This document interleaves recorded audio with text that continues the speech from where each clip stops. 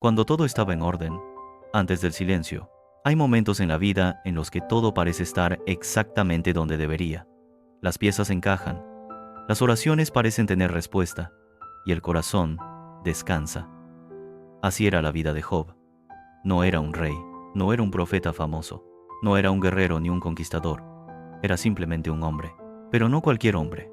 Era íntegro, recto, temeroso de Dios, apartado del mal. Un hombre cuya fe no era apariencia, era esencia. En la tierra de Uz, su nombre no pasaba desapercibido, no solo por su riqueza que era abundante, sino por algo mucho más difícil de encontrar: su carácter. Tenía tierras, ganado, siervos, tenía influencia, respeto, y una familia numerosa, 7 hijos, 3 hijas. Un hogar lleno de vida, y sin embargo, lo más impresionante de Job no era lo que tenía, sino lo que hacía en silencio. Cada vez que sus hijos celebraban, cada vez que se reunían, reían, compartían, Job se levantaba temprano al día siguiente. No para trabajar, no para contar sus bienes, sino para interceder. Ofrecía sacrificios por cada uno de ellos, uno por uno, porque en su corazón había una preocupación constante. Tal vez mis hijos han pecado, tal vez han ofendido a Dios sin darse cuenta, y aunque no había evidencia, él oraba igual. Así era su fe, no reactiva, preventiva, no superficial, profunda, no pública, íntima. Job no esperaba a que las cosas salieran mal para buscar a Dios. Dios ya era parte de todo lo que hacía, y quizá por eso todo parecía ir bien. Pero hay algo que nadie le dijo a Job, algo que tú tampoco puedes ver cuando todo está en calma. Hay realidades que existen más allá de lo visible, decisiones que se toman fuera de nuestro entendimiento. Mientras Job vivía su vida, cuidaba a su familia, caminaba con integridad, algo estaba ocurriendo. No en la tierra, en el cielo. Una escena completamente ajena a su realidad. Una conversación que cambiaría su historia para siempre. Los seres celestiales se presentaron delante de Dios, y entre ellos también estaba Satanás. No como un mito, no como una figura simbólica, sino como un acusador. Uno que observa, que analiza, que cuestiona. Entonces, Dios habló, no para condenar, no para advertir, sino para señalar. Has considerado a mi siervo Job, como si lo pusiera sobre la mesa, como si dijera, mira su vida, mira su corazón. Pero la respuesta no fue admiración, fue sospecha. ¿Acaso teme Job a Dios de balde? La acusación era clara. Claro que te sirve, porque lo has bendecido, porque tiene todo, porque lo proteges. En otras palabras, quita todo eso, y verás quién es realmente. Es una idea incómoda, una que quizá también ha cruzado la mente de muchos. ¿La fe depende de las bendiciones? ¿La fidelidad resiste cuando todo desaparece? Job no estaba ahí para responder. No sabía que su vida estaba siendo observada. No sabía que su fe estaba siendo cuestionada. No sabía que estaba a punto de ser probado. Y lo más impactante, Dios permitió la prueba, no porque dudara de Job, sino porque confiaba en él. Todo lo que tiene está en tu mano, pero no pongas tu mano sobre él. Y así, en un instante, lo invisible fue autorizado a tocar lo visible, sin advertencia, sin explicación, sin previo aviso. Mientras tanto, en la tierra, el sol seguía saliendo, el viento seguía soplando, y Job seguía creyendo que era un día normal, pero no lo era. Porque hay días que comienzan en calma, sin saber que están a punto de dividir tu vida en dos, antes y después. Y Job estaba justo ahí, en el último momento de paz, antes del silencio. Porque lo que viene no solo pondrá a prueba lo que tiene, sino lo que es. Y la pregunta que comienza a formarse es inevitable. ¿Qué pasa cuando un hombre justo pierde todo sin razón aparente? Y aún más profundo, ¿qué pasa cuando Dios no dice nada? El primer golpe cuando todo empieza a derrumbarse. Hay días que comienzan como cualquier otro, sin señales, sin advertencias, sin una voz que te diga, prepárate, porque todo está a punto de cambiar. Job se levantó esa mañana sin saberlo. Tal vez caminó por sus tierras, tal vez observó su ganado, tal vez sonrió al pensar en sus hijos. Todo parecía normal. Pero la normalidad es frágil y a veces basta un solo instante para romperla. El primer mensajero llegó corriendo, agitado, sin aliento, con el rostro pálido. Las palabras salían atropelladas. Los bueyes estaban arando y las asnas pastando cerca cuando los sabeos atacaron. Se llevaron todo. Mataron a los criados. Silencio. Un golpe seco, inesperado. Pero antes de que Job pudiera responder, llegó otro. Fuego de Dios cayó del cielo, quemó las ovejas, consumió a los siervos, todo se perdió. No hubo tiempo para procesar, no hubo espacio para entender. El dolor no vino en una sola ola, vino en cascada. Un tercer mensajero irrumpió. Los caldeos formaron escuadrones, arrastraron los camellos y mataron a los criados. Ya no era una tragedia, era un colapso total, una destrucción sistemática de todo lo que Job tenía. Pero aún faltaba algo, algo que ninguna pérdida material puede igualar, algo que atraviesa el alma y deja un vacío imposible de llenar. El cuarto mensajero. Su voz, diferente, más lenta, más pesada, como si cada palabra doliera antes de salir. Tus hijos y tus hijas estaban comiendo y bebiendo en casa de su hermano mayor. Job no respiraba. Vino un gran viento del desierto, golpeó las 4 esquinas de la casa. El mundo se detuvo, y la casa cayó sobre ellos. Un segundo eterno, y murieron. Silencio. No un silencio de paz, un silencio que pesa, que oprime, que grita, sin hacer sonido. En cuestión de minutos, Job lo perdió todo. Sus bienes, su estabilidad, su legado, su familia. Todo, sin explicación, sin advertencia, sin sentido. Aquí es donde muchos se rompen. Aquí es donde la fe se cuestiona. Aquí es donde las palabras sobran y el dolor habla más fuerte que cualquier creencia. Job se levantó, rasgó su manto, se rapó la cabeza. No como ritual vacío, sino como expresión real de un corazón destrozado. Cayó al suelo, pero no en derrota. Se inclinó y adoró, sí, adoró. En medio del caos, en medio de la pérdida, en medio del dolor más profundo que un padre puede experimentar. Sus palabras no fueron de queja, fueron de rendición. Desnudo salí del vientre de mi madre, y desnudo volveré allá. Una pausa. Como si aceptara lo irreversible. Dios dio, y Dios quitó, y luego lo inesperado. Sea el nombre de Dios bendito. ¿Cómo? ¿Cómo alguien puede decir eso después de perderlo todo? No es negación, no es frialdad, no es falta de amor. Es algo más difícil de explicar. Es una fe que no depende de circunstancias, una fe que no se sostiene en lo que tiene, sino en a quien conoce. El texto lo deja claro. En todo esto, Job no pecó, no culpó a Dios, no lo acusó, no lo abandonó. Pero eso no significa que no doliera, no significa que entendiera, no significa que estuviera bien.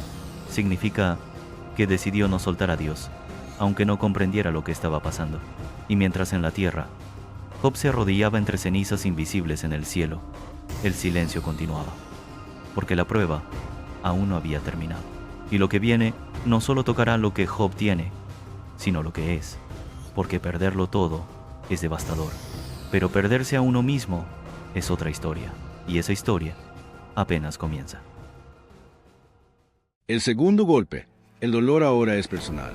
Perderlo todo es devastador, pero hay algo que puede ser aún más difícil de soportar, cuando el dolor deja de estar alrededor y comienza a habitar dentro de ti. Job ya no tenía nada, ni posesiones, ni seguridad, ni familia. El silencio llenaba los espacios donde antes había risas. El eco de las pérdidas seguía presente, como una herida que no deja de sangrar. Y aún así, respiraba. Aún así, seguía en pie. Pero la historia no había terminado, porque lo que sucede a continuación no ataca sus bienes, ataca su cuerpo. Otra vez, en lo invisible, se abre una conversación, una que Job tampoco escucha. El acusador vuelve, insiste, piel por piel, todo lo que el hombre tiene dará por su vida. En otras palabras, está bien, perdió todo, pero aún se tiene a sí mismo, aún está sano, aún puede resistir. Y entonces lanza el desafío. Toca su hueso y su carne, y verás si no te maldice en tu propia cara. Una afirmación brutal, como si dijera, su fe no es real, solo no ha sido llevada al límite correcto. Y otra vez, Dios permite, no le quites la vida. Nada más, sin explicación, sin defensa, solo un límite y un permiso. Y así, lo invisible volvió a tocar lo visible. Pero esta vez, no desde afuera, desde adentro. Job comenzó a enfermar. No fue algo leve, no fue una molestia pasajera. Fueron llagas, dolorosas, profundas, repugnantes, desde la planta de sus pies hasta la coronilla de su cabeza. Su piel se rompía, supuraba, ardía. El hombre que antes era respetado, ahora era irreconocible. Se sentó entre cenizas, no en un trono, no en su casa, no rodeado de honra, en el suelo, solo. Tomó un pedazo de cerámica rota y comenzó a rascarse, buscando alivio, buscando escapar, aunque fuera por segundos. Pero no había escape. El dolor no se iba, el silencio tampoco. Y entonces llegó una voz, no desde el cielo, desde lo más cercano que tenía, su esposa, la única persona que quedaba de su vida anterior, la que también había perdido hijos, la que también había visto todo caer. Pero su reacción fue distinta. Lo miró y no vio fe, vio sufrimiento, vio humillación, vio a un hombre destruido. Y dijo lo que muchos, en su lugar, también pensarían: ¿aún retiene su integridad? Una pausa, y luego, la frase que corta el aire: maldice a Dios y muérete. No era solo enojo, era desesperación. Era el grito de alguien que ya no encuentra sentido, como diciendo: ¿para qué seguir? ¿Para qué creer? ¿Para qué resistir si todo esto es lo que recibes? Y en ese momento, Job se enfrenta a algo más profundo que el dolor físico. Se enfrenta a la tentación de rendirse, no solo a la vida, sino a su fe. Pero su respuesta no es indiferente, no es fría, es firme, pero dolida. Hablas como una mujer sin entendimiento. No como insulto, sino como declaración. Como alguien que se rehúsa a ver a Dios solo a través del dolor. Recibiremos de Dios el bien y no recibiremos el mal. Silencio, no porque tenga todas las respuestas, sino porque decide no romper su relación con Dios, aunque no entienda nada. El texto vuelve a decirlo: en todo esto, Job no pecó con sus labios. Pero algo ha cambiado. Ya no es el mismo hombre del inicio. La fe sigue, pero ahora está siendo presionada, estirada, probada, porque hay un punto donde el dolor ya no solo se siente en el cuerpo, se filtra en el alma y comienza a hacer preguntas. Preguntas incómodas, preguntas que no siempre tienen respuesta. ¿Dónde está Dios ahora? ¿Por qué permite esto? Porque guarda silencio. Y ese silencio empieza a pesar más que el dolor mismo, porque el sufrimiento, sin explicación, puede volverse insoportable. Y lo que viene no traerá alivio inmediato, traerá voces, opiniones, juicios, porque cuando el dolor se hace visible, todos tienen algo que decir, pero no todo lo que se dice sana, y Job está a punto de descubrirlo. Voces que no ayudan, los amigos llegan, el dolor ya estaba ahí, instalado, pesado, constante, no necesitaba más. Pero a veces, cuando estás en el punto más bajo, lo que llega después no es alivio. Son voces. 3 hombres escucharon lo que había pasado. No eran extraños, eran amigos, personas que conocían a Job, que habían compartido momentos con él, que sabían quién era, o al menos creían saberlo. Elifaz, Bildad, Zofar, al enterarse de su condición, decidieron ir a verlo, no por curiosidad, por compasión, al menos al principio. Pero cuando lo vieron de lejos, no lo reconocieron. Ese hombre cubierto de llagas, sentado entre cenizas, con la mirada perdida, no se parecía al Job que conocían. Y entonces hicieron algo que parecía correcto. Alzaron la voz y lloraron, rasgaron sus mantos, echaron polvo sobre sus cabezas, se sentaron con él en tierra. 7 días, 7 noches, sin decir una palabra, porque veían que su dolor era demasiado grande. Y en ese silencio inicial, hicieron lo mejor que podían haber hecho. Estuvieron, sin explicar, sin juzgar, sin intentar arreglarlo, solo presentes. Pero el silencio no dura para siempre, y cuando finalmente se rompe, no siempre trae consuelo. Job habló primero, y lo que salió de su boca no fue adoración como antes, fue un grito, un lamento profundo. Perezca el día en que nací. No maldijo a Dios, pero sí maldijo su existencia, como si deseara no haber vivido, para no tener que sentir ese dolor, como si la vida misma se hubiera vuelto demasiado pesada. Y entonces las voces comenzaron. Elifaz fue el primero. Su tono parecía suave, pero sus palabras tenían filo. Recuerda, ¿quién que fuera inocente ha perecido? Una pregunta disfrazada de reflexión, pero con una insinuación clara. El sufrimiento no es casual. Algo hiciste. No lo dice directamente, pero lo deja caer, como una sombra, como una sospecha. Y ahí empieza el problema, porque en lugar de consolar, comienzan a explicar. En lugar de abrazar, comienzan a analizar. Bildad continúa, más directo, más firme. Dios no pervierte la justicia. En otras palabras, si estás sufriendo, es porque lo mereces. Zofar no se queda atrás. Es aún más duro. Ojalá Dios hablara y te dijera lo que realmente mereces. Como si Job no estuviera sufriendo lo suficiente. Como si el dolor necesitara justificación.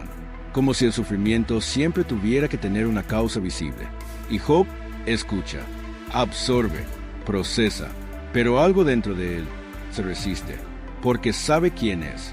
No es perfecto, pero tampoco es culpable de algo que justifique todo esto. Y entonces responde, no con arrogancia, sino con dolor. Hasta ahora, ustedes no han hecho más que atormentarme con palabras. Silencio, pero esta vez no es paz, es tensión, porque cuando estás herido y quienes vienen a ayudarte te acusan, el dolor se multiplica. No solo pierde a su familia, no solo pierde su salud, ahora pierde comprensión, pierde empatía, pierde el lugar seguro donde podría haber encontrado consuelo.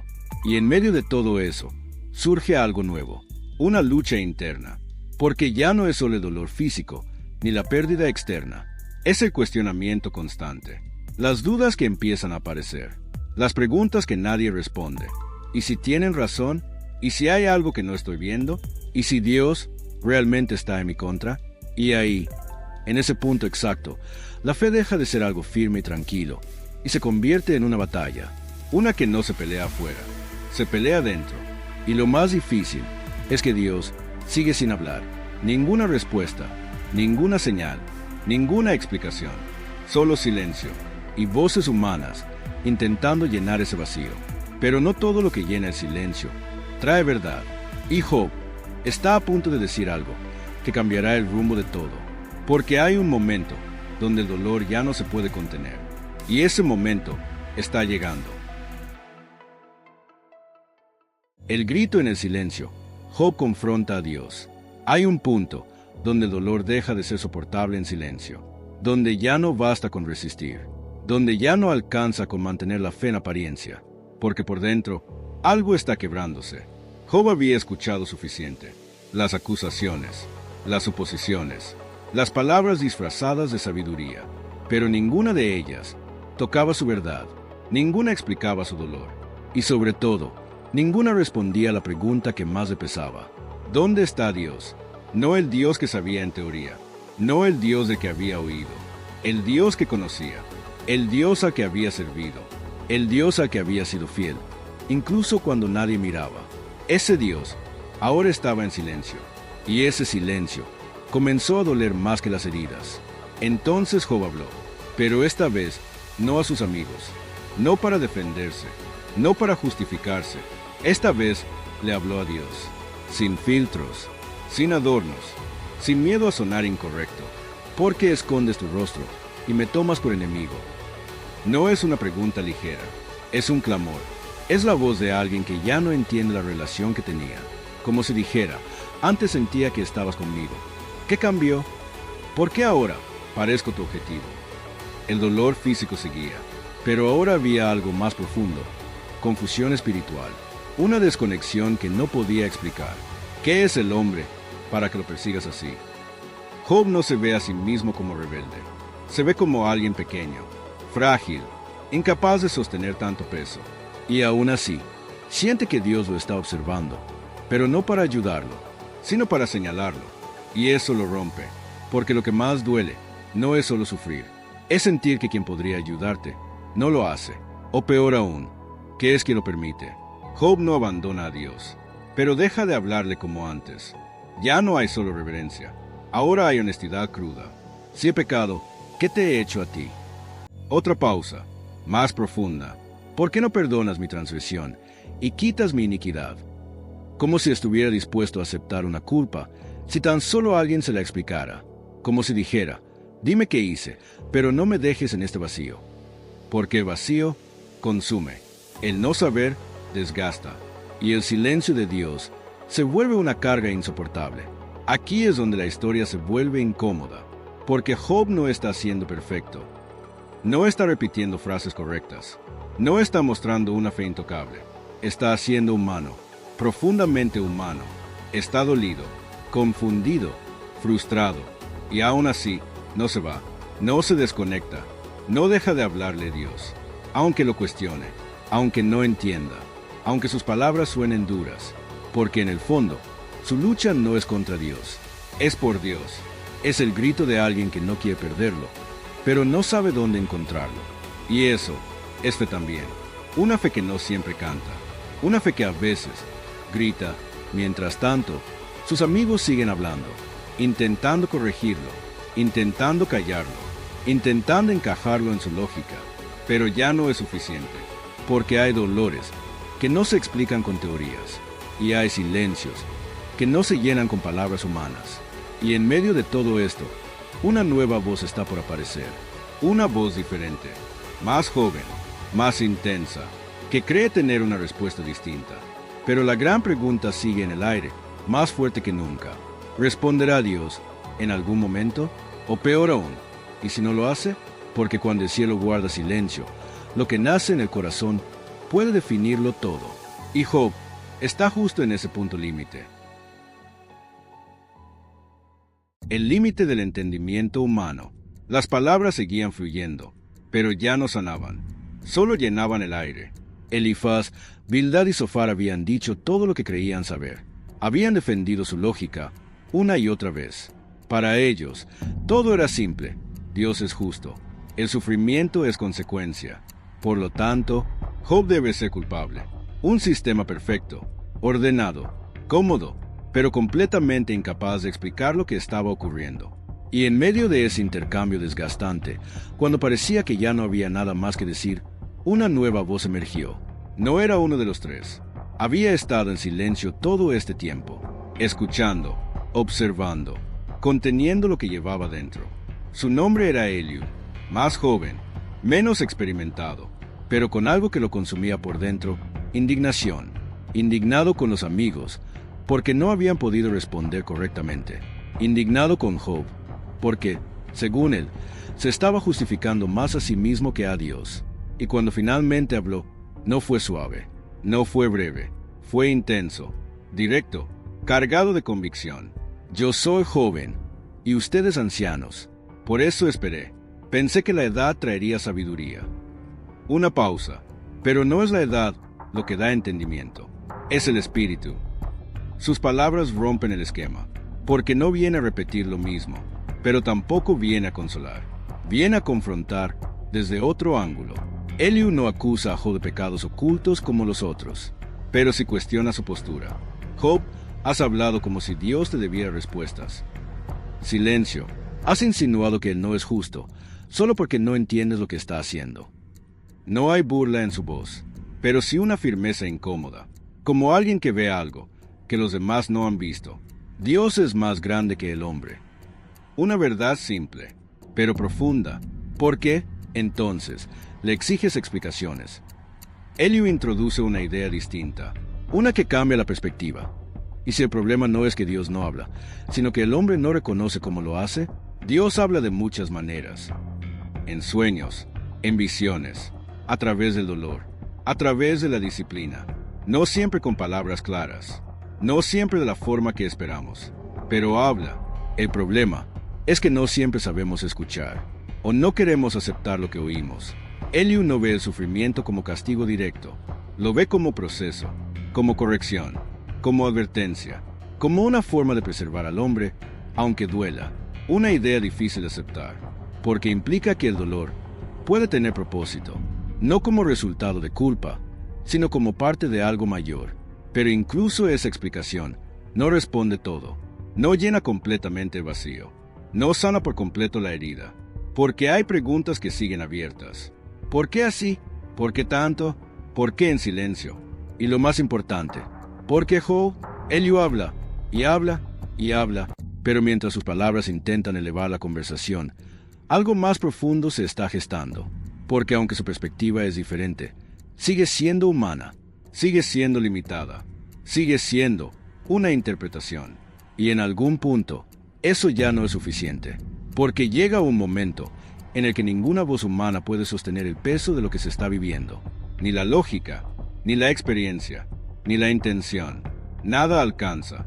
Y ahí, justo ahí, es donde ocurre lo inesperado. Después de tanto silencio, después de tantas palabras, después de tanta tensión acumulada, algo cambia.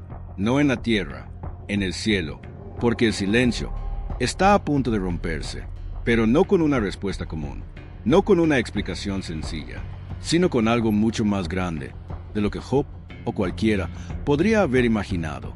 Y cuando eso suceda, todo lo que creían saber quedará en segundo plano, porque cuando Dios habla, no solo responde, revela, y esa revelación está por comenzar. Cuando Dios rompe el silencio terminó, no con un susurro, no con una idea suave que se filtra en el pensamiento, sino con algo imposible de ignorar. Un viento, fuerte, imponente, cargado de presencia, como si la creación misma estuviera anunciando que algo está por suceder. Y entonces, Dios habló, no a los amigos, no a la multitud, no al mundo, a Job, directamente. ¿Quién es ese que oscurece el consejo, con palabras sin entendimiento? No es un saludo, no es consuelo inmediato, es una confrontación, una que atraviesa. Sí, ahora tus lomos como varón, yo te preguntaré, y tú me responderás. Silencio, pero esta vez no es el silencio de ausencia, es el silencio de alguien que se da cuenta de con quién está hablando, porque durante capítulos enteros, Job había hecho preguntas. Ahora, Dios comienza a hacerlas. ¿Dónde estabas tú cuando yo fundaba la tierra? Una pausa, no para esperar respuesta, sino para revelar una realidad. Dímelo, si tienes inteligencia. Y entonces, una avalancha de preguntas comienza a caer, no para humillar, no para destruir, sino para mostrar. ¿Quién puso sus medidas? ¿Sobre qué están fundadas sus bases? ¿Quién encerró el mar con puertas cuando salía impetuoso del vientre?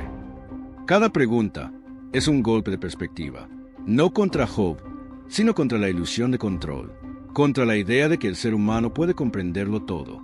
Dios no responde el por qué, responde el quién.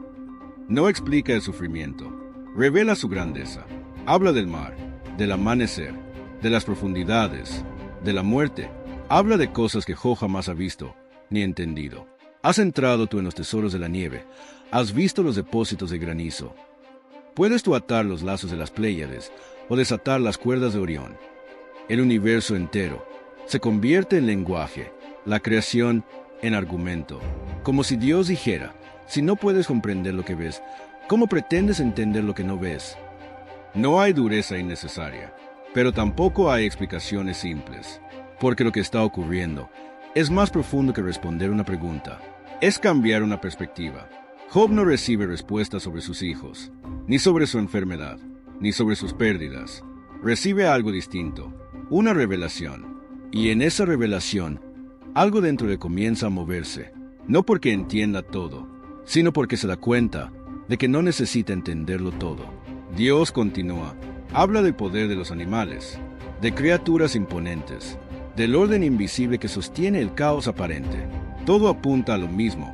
Él gobierna, Él sostiene, Él sabe, aunque el hombre no vea, aunque el hombre no comprenda, aunque el hombre sufra. Y entonces, en medio de todo eso, llega el momento donde Job responde, pero ya no como antes, ya no desde el dolor que exige, ni desde la confusión que reclama, sino desde un lugar nuevo, más profundo, más humilde. Yo sé que todo lo puedes y que no hay propósito tuyo que pueda ser estorbado. Una pausa. ¿Quién es el que oscurece el consejo sin entendimiento? Está repitiendo las palabras de Dios, pero ahora las entiende. Por tanto, yo hablaba lo que no entendía, cosas demasiado maravillosas para mí, que yo no comprendía. No es derrota, es revelación. Es el momento en que el alma reconoce su límite y descansa en algo mayor. He oído de ti, pero ahora mis ojos te ven. Y esa frase lo cambia todo, porque antes conocía a Dios, ahora lo ha experimentado. No en la bendición, no en la prosperidad, sino en el dolor, en el silencio, en la incertidumbre. Y aún así, ahí estaba. Nunca se fue, nunca dejó de estar presente. Aunque no hablara, aunque no explicara, aunque no respondía como Job esperaba. Y entonces, Job hace algo inesperado. No exige, no reclama, se rinde. Me aborrezco y me arrepiento en polvo y ceniza. No porque fuera culpable de todo lo que dijeron, sino porque entendió algo más grande. Su visión era limitada, su entendimiento incompleto. Pero Dios no. Y en ese momento, sin haber recibido respuestas directas, Job encuentra algo más profundo: paz. No la paz de quien entiende todo, sino la paz de quien confía, aunque no entienda. Y justo ahí, cuando todo parece haber llegado a su punto final, la historia da un giro. Porque Dios no solo habló con Job, también escuchó todo lo que otros dijeron. Y lo que viene no es solo restauración, es corrección, es justicia, y es un cierre que nadie esperaba. Restauración, pero no como imaginas. El viento se había calmado, la voz había cesado, pero lo que quedó no fue vacío, fue claridad. No la claridad de quien ahora tiene todas las respuestas, sino la de quien ya no necesita tenerlas. Job seguía sentado en ceniza, su cuerpo aún marcado, su historia aún rota, pero algo dentro de él había cambiado para siempre. Entonces, Dios habló otra vez, pero esta vez no a Job, a sus amigos, a aquellos que durante tanto tiempo habían hablado en su nombre sin realmente representarlo. Mi ira se ha encendido contra ustedes. Silencio, palabras fuertes, directas, innegables, porque no han hablado de mí lo recto, como mi siervo Job. Un giro inesperado. Los que parecían tener las respuestas estaban equivocados, y el que dudó, el que cuestionó, el que gritó en medio del dolor, había sido honesto, había sido real, y eso tenía valor delante de Dios. Entonces les dio una instrucción clara: ofrecer sacrificios y pedirle a Job que orara por ellos.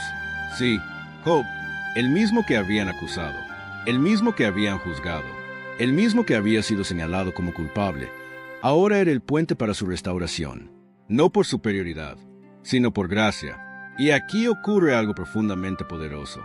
Job, el herido, ora por quienes lo hirieron, no desde el rencor, no desde la venganza, sino desde un corazón transformado.